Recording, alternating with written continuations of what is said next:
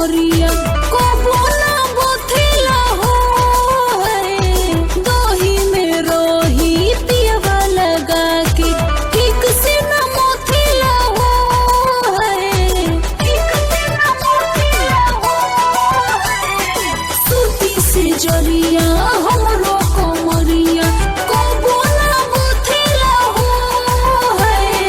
दही में रही पियवा लगा के ठीक से न मथेला हो चढ़ल जवान